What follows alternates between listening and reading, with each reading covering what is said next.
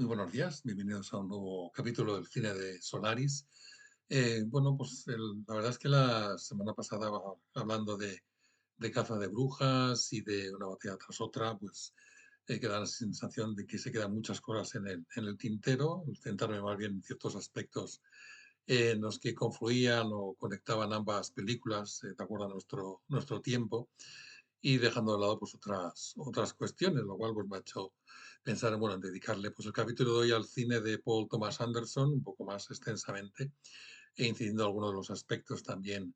de la película, porque también, de lo que no comenté el domingo pasado, pues formalmente o narrativamente, Paul Thomas Anderson de nuevo demuestra su gran capacidad como narrador. Son 2 horas y media que realmente fluyen admirablemente y de nuevo con prodigios de secuencias de montaje en esa conjunción tan armónica, bien acompasada con la música, como es todo ese largo pasaje que se centra en la relación entre los personajes de DiCaprio y Benicio del Toro, en donde la música de Johnny Greenwood, además a un cierto bajo volumen, como muy discreto, está modulando, marcando toda esa circunstancia en la que está viendo ambos personajes, en particular el de DiCaprio, primero con él, luego cuando huye por los tejados y cae, un prodigio de toda de secuencia, todo ese largo pasaje. Pero bueno, también como es esa también magnífica secuencia en la parte final, en la que se produce esa persecución en la carretera, esa carretera ondulante, en la que persiguen los coches, la hija, el asesino, bueno, el que ha contratado para matar al personaje de Champagne, el personaje de DiCaprio, todos los personajes confluyendo en esa sinuosa carretera, como sinuoso ha sido ese recorrido de unos personajes confrontados con consigo mismos, con su pasado, con como su presente, como puede ser su futuro, y admirablemente eso reflejado con su dominio de narrativo, que es lo que Paul Thomas Anderson ha demostrado desde el principio de su carrera, con aquella excelente ya primera película, quizás de las que menos se habla de su filmografía, pero me parece brillante como es Sidney, con un gran personaje, uno de los personajes también yo creo que más admirables y sustanciosos de su obra, el que interpreta a ese gran actor que era Philip Baker Hall. Y de nuevo era una película en la que planteaba y desarrolló, sobre todo en las dos siguientes películas, estas cuestiones de, bueno, realmente cómo planteamos las relaciones más allá, independientemente de si se establece un vínculo, de si hay un vínculo de sangre o no lo hay, es decir, ese sentido del grupo, de la familia, realmente cuál es su sustancia, realmente luego su fundamento. Es decir, podemos crear realmente una familia con personajes con los que igual no tenemos ninguna conexión de vínculo de sangre, simplemente formamos un grupo. En cambio, pues con quien igual disponemos de vínculo de sangre, pues igual las relaciones han sido realmente fracasados y realmente sustentados en el daño, como ejemplificaron sus dos siguientes películas, Boogie Nights y Magnolia. En Sydney, pues eso está la cuestión, es decir, qué diferencia el hecho de saber que quien es mi mentor quizá realmente sea mi padre de sangre, es decir, que en qué modo varía la relación que mantengo con él. En Boogie Nights, el personaje de protagonista, pues que no había encontrado esa armonía con su familia, con la que tiene el vínculo de sangre, pues encuentra ese grupo, esa familia, por decir, disfuncional, en ese mundo de esos personajes que los que integran en los rodajes del cine pornográfico. Además, con un tratamiento en donde, como a esa circunstancia, que bueno, lo que todavía dentro de las convenciones sociales se sigue considerando como escenario de lo anómalo, de lo que todavía no sé, se relaciona con la suficiente naturalidad. Aún todavía las entrevistas se siguen preguntando a los actores cómo afrontaron secuencias de sexo. Todavía eso evidentemente sigue siendo una cuestión que aún así, ya los siglos que han pasado, pues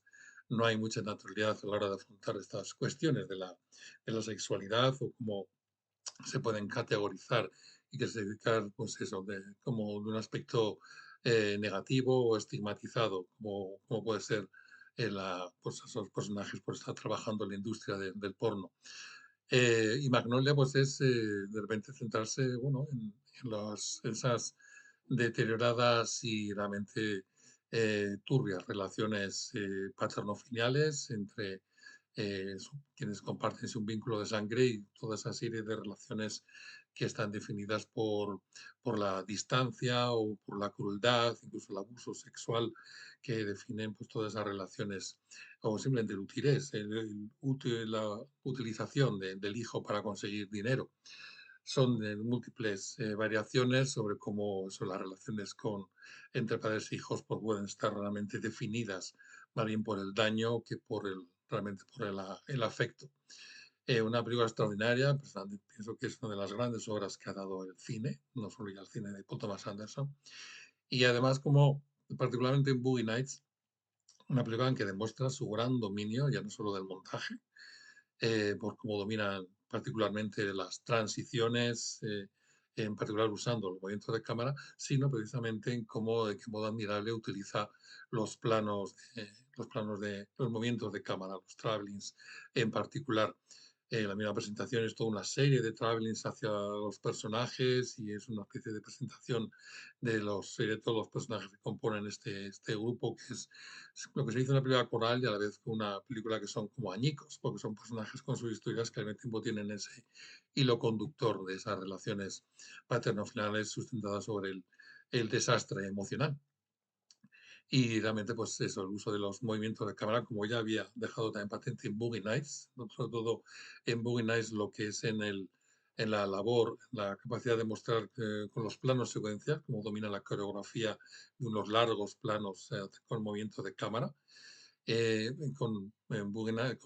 Magnolia, pues demuestra eso, cómo crear una admirable modulación narrativa a través de las transiciones y esa composición casi musical a través de movimientos de cámara, ¿no? De diversas situaciones con diversos personajes. Una obra que es prodigiosa, como digo, y que además tiene ese componente de catarsis emocional prodigioso, con ese elemento anómalo que es esa caída de esa lluvia de ranas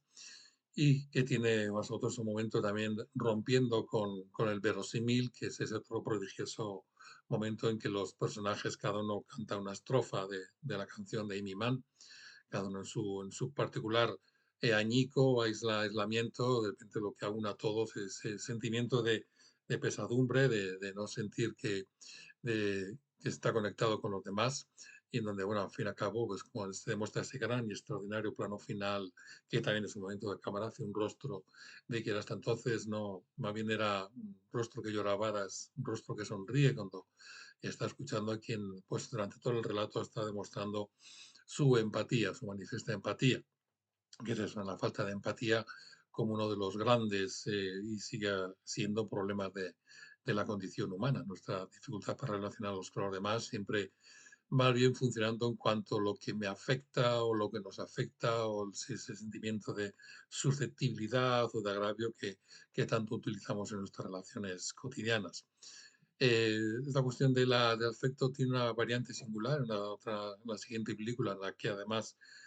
varía en cuanto más que movimiento de cámara se define por el estatismo de los planos, pero magníficas composiciones acorde a ese personaje que está realmente constreñido emocionalmente, como ese traje que lleva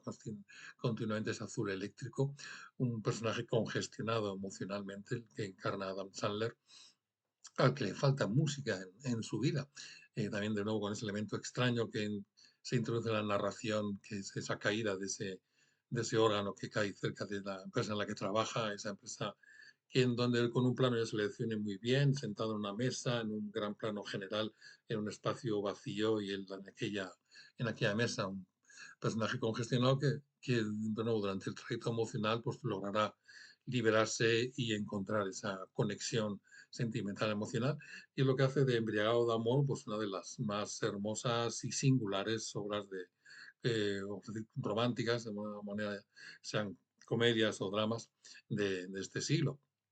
Luego, curiosamente, se centró en personajes más bien antipáticos, en personajes que realmente representan el poder, en personajes que de alguna son emblema de lo que esa sociedad que se ha ido construyendo, el poder económico, además asociado a la religión, como se ha convertido de alguna manera también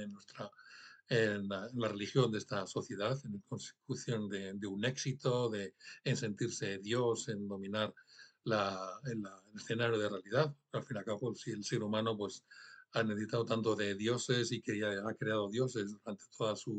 durante todos los siglos, es porque al fin y al cabo, qué mejor manera de uno sentirse Dios, que controla el sentido de la vida durante la vida y luego esa incógnita que sea la muerte, que crear dioses para sentirse Dios, ¿no? Que puede sentir que controla realmente el hilo que hay tras los acontecimientos de la vida. Y establece esa muy mordaz asociación entre este empresario que interpreta al grande Lewis con el predicador. Otra obra pues, magnífica, como luego pues también de nuevo combinando estos elementos, el elemento empresarial, el elemento religioso, la construcción o cómo suministrar una ilusión de sentido, también que puede ser no es solamente pues un culto legitimado, sino pues lo que puede ser llamado una secta, como lo que refleja también la extraordinaria The Master, con ese personaje que encarna Philip Seymour Hoffman. Y al fin y al cabo pues, también el personaje de ese sastre que interpreta Daniel de Lewis en The Phantom Thread, pues es también otro ejemplo de personaje que hila la realidad a como quiere hilarla. Y aquí establece una especie particular, muy singular inversión de la historia de amor, de Embriagado de Amor, en cómo bueno, las relaciones pueden realmente tejerse y al fin y al cabo enquistarse en la necesidad de crear un pulso o una rivalidad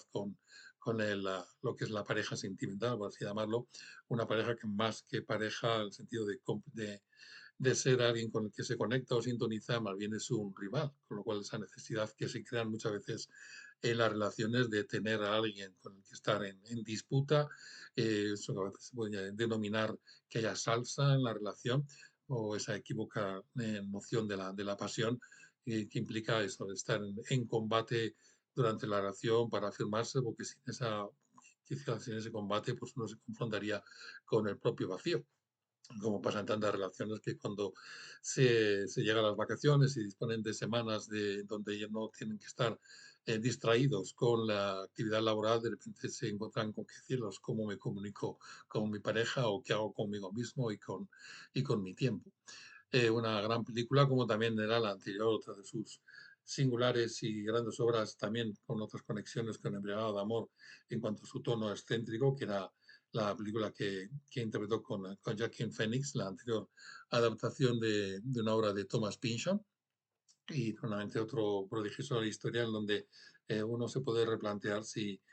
realmente lo que vive el personaje de Joaquin Phoenix es real o es realmente el sueño, la ilusión de quien quisiera pues, vivir una historia de amor con esa mujer que desea y que no logra materializar. Una otra obra extraordinaria con esos toques tan singularmente excéntricos que realmente también nos trae de sus particularidades como gran creador. Al fin y al cabo, Thomas Anderson me parece uno de los grandes cineastas, no solo estadounidenses, uno de los grandes cineastas de estas últimas décadas. Y de nuevo, pues una batalla tras otra lo ha vuelto a demostrar con esta precisa configuración de personajes y realmente además haciendo un comentario también muy incisivo que conecta con estas películas en las que dibujara estas figuras del poder en cómo, pues bueno, pues hemos convertido esta realidad entre esta combinación entre estar un poco anestesiados o apáticos con nuestra bata así figurada que aún portamos sin ser capaz de enfrentarnos a la realidad para construir una estructura de realidad mucho más justa y equitativa, más bien preocupándonos solo de nuestra pequeña parcela de realidad,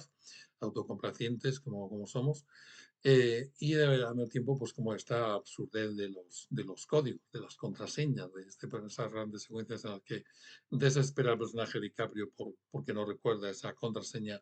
y cómo, bueno, pues estas últimas décadas esta especie de que si no dispones de la contraseña adecuada, pues no eres aceptado, no eres validado para ser uno de los del grupo o unos que eres sí aceptado como persona que se ajusta a los modelos que se necesitan o se aceptan de comportamiento o de mentalidad y actitud. Eso que, bueno, se ha convertido, hemos visto en Estados Unidos tan acusadamente última década de control un poco de test de a ver quién no comete esa imprudencia de poder, aunque sea de modo equívoco, hacer un comentario que pueda ser acusado pues, de xenofóbico, de misógino, de lo que fuera. Entonces, como eso, disponer de esa contraseña adecuada para que no piensen que no eres alguien que es una nota discordante, como han reflejado tantos actores cuando en el momento en que Woody Allen pues, fue estigmatizado o rechazado, pues tantos actores que tuvieron que, también por conveniencia y pragmatismo, pues decir que no trabajarían de nuevo con él. Eso es, ellos habían aceptado esa contraseña de lo que debía decirse para que ellos no fueran de nuevo estigmatizados o nota discordante. De nuevo, pues trayendo de nuevo a la figura de John Sturges, pues como lo importante de nuestra, para crear una sociedad realmente sustancial y realmente armónica y con fundamento, es el hecho de aceptarle el derecho a discrepar y el hecho de